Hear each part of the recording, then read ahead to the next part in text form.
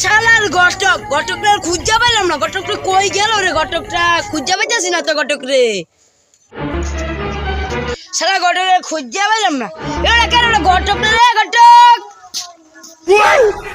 এ ভাই না মানে তো মুটবা বুঝিলাম বাতি লে শুনি তো বাতি তুই কালার আইছে না কি হুনাইলেন রে? বাতি কালার আইছে না মানে বাইরে দেখতে সরমে সাবালে 32টা ফলাই দিমু রে। কি হুনাইলাই তুমি যে কালার তোমার কালারে ভাঙা তুই বাতি নাই উগান্ডা যাওয়া লাগবে কিছু ধৈর্য ধরো।